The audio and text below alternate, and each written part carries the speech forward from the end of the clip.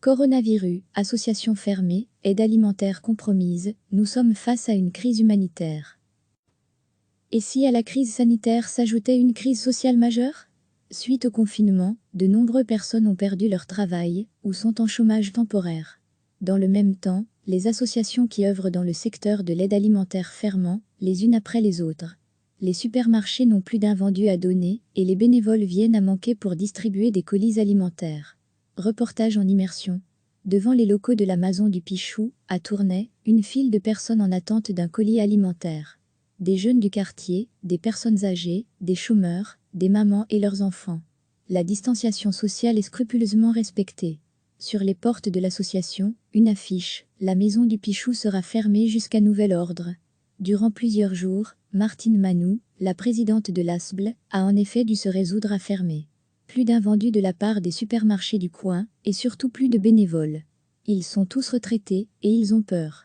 Ils préfèrent rester chez eux. Je les comprends, explique Martine, 64 ans. Mais après quelques insomnies et une avalanche de mailles appelant à l'aide, Martine est de retour. Je n'arrivais plus à dormir, sachant que les gens du quartier avaient faim. Ce n'est pas moi qui pousse la porte, c'est mon cœur. Je sais que je prends un risque, mais je serais plus malade de rester chez moi en sachant qu'ils ont faim. Voilà pourquoi la distribution reprend ponctuellement. Martine épuise ses stocks, lentement. Elle donne plus que ce qu'elle n'a, on ne sait pas de quoi demain sera fait, si je pourrais encore venir. Alors je préfère qu'ils aient des réserves, sourit Martine. Pour les bénéficiaires, la reprise de la distribution de colis alimentaires gratuits est un soulagement.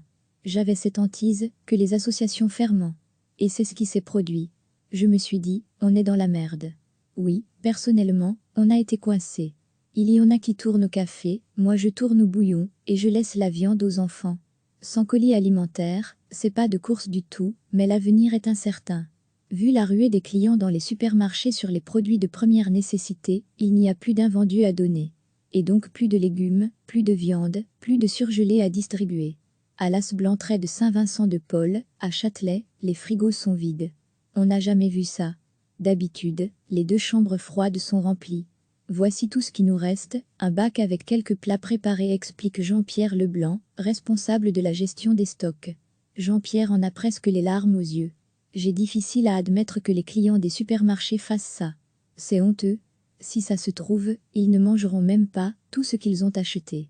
Ayant été moi-même en difficulté, je sais combien ces colis sont importants. Pour Marie-Chantal Nichez, présidente de l'ASBL, la difficulté pour l'association est de tenir le coup financièrement. Nous n'avons plus aucune rentrée, car le vestiaire et la brocante ont dû être suspendus. Déjà d'habitude, je suis contente quand nos comptes sont à zéro à la fin du mois. Mais là, si ça se prolonge, on risque d'être bloqué. Ma plus grande crainte, c'est de ne plus pouvoir nourrir ces gens. Derrière la table qui fait office de comptoir, une bénéficiaire acquiesce. Sans ces colis, on est à la dérive. Si cette association ferme, que vont faire les gens? Ils vont mourir? Posez-vous la question. C'est vital pour nous. Oui, vital.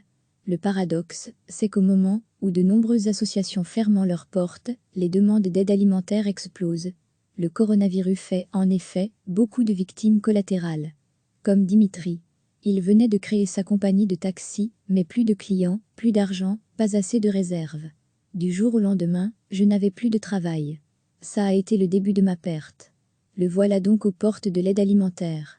Heureusement, les banques alimentaires restent ouvertes. Dans les entrepôts de la Banque alimentaire du Hainaut occidental, les allées sont encore bien remplies, notamment grâce aux fonds européens. Par contre, plus de produits frais en provenance de la ramasse dans les supermarchés. La ramasse est notre source d'approvisionnement la plus importante. Elle représente 30-35% de nos denrées.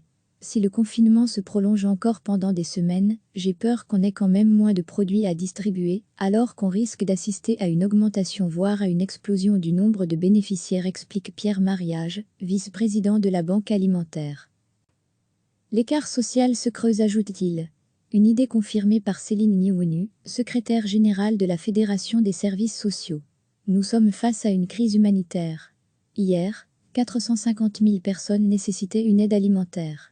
Demain, vu l'ampleur de la crise, ce sera 1 million ou 1,5 million. Le gouvernement a débloqué 300 000 € pour aider le secteur de l'aide alimentaire. Mais est-ce suffisant? C'est dérisoire, dénonce Céline Niouonu. Il faut débloquer des milliards. Si on n'agit pas maintenant, ça nous coûtera 2 fois plus cher d'agir après.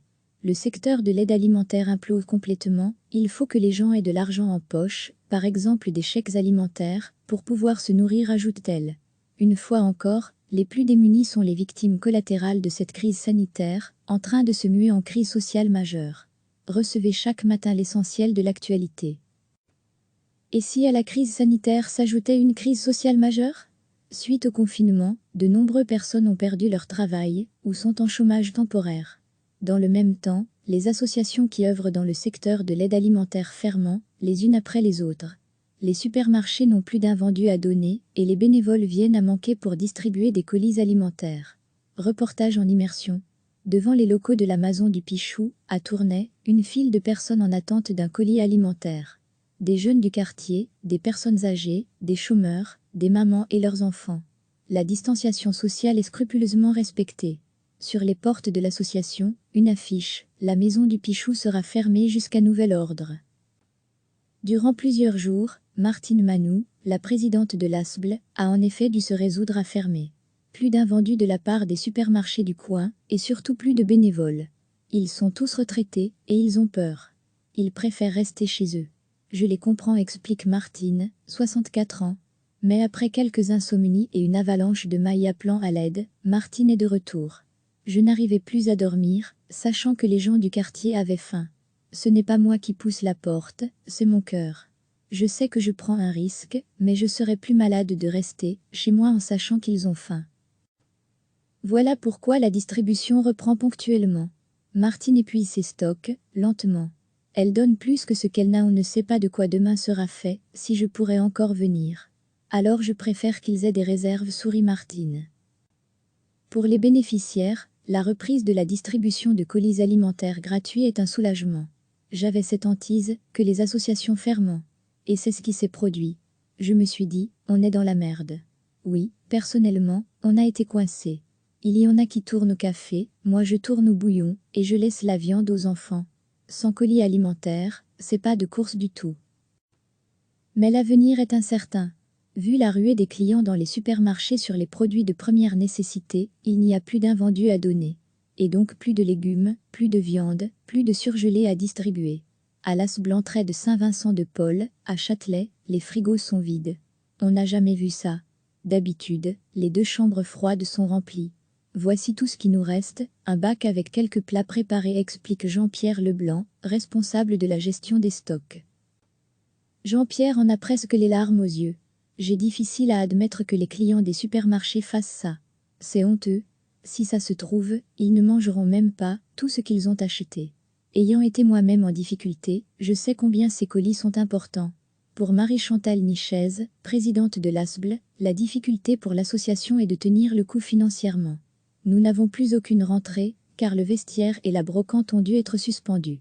Déjà d'habitude, je suis contente quand nos comptes sont à 0 à la fin du mois. Mais là, si ça se prolonge, on risque d'être bloqué. Ma plus grande crainte, c'est de ne plus pouvoir nourrir ces gens.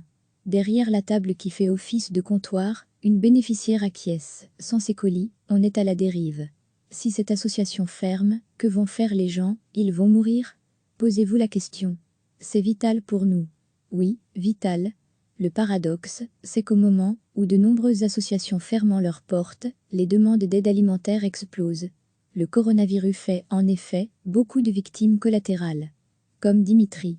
Il venait de créer sa compagnie de taxi, mais plus de clients, plus d'argent, pas assez de réserves. Du jour au lendemain, je n'avais plus de travail. Ça a été le début de ma perte. Le voilà donc aux portes de l'aide alimentaire. Heureusement, les banques alimentaires restent ouvertes. Dans les entrepôts de la Banque alimentaire du Hainaut occidental, les allées sont encore bien remplies, notamment grâce aux fonds européens. Par contre, plus de produits frais en provenance de la ramasse dans les supermarchés. La ramasse est notre source d'approvisionnement la plus importante. Elle représente 30-35% de nos denrées.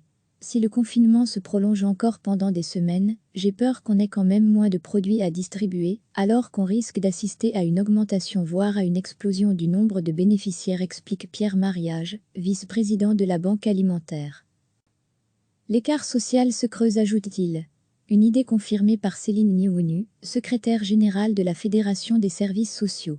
Nous sommes face à une crise humanitaire. Hier, 450 000 personnes nécessitaient une aide alimentaire. Demain, vu l'ampleur de la crise, ce sera 1 million ou 1,5 million. Le gouvernement a débloqué 300 000 € pour aider le secteur de l'aide alimentaire. Mais est-ce suffisant? C'est dérisoire, dénonce Céline Niounou. Il faut débloquer des milliards. Si on n'agit pas maintenant, ça nous coûtera 2 fois plus cher d'agir après. Le secteur de l'aide alimentaire implose complètement, il faut que les gens aient de l'argent en poche, par exemple des chèques alimentaires, pour pouvoir se nourrir, ajoute-t-elle. Une fois encore, les plus démunis sont les victimes collatérales de cette crise sanitaire, en train de se muer en crise sociale majeure. Cliquez sur s'abonner pour recevoir les dernières nouvelles.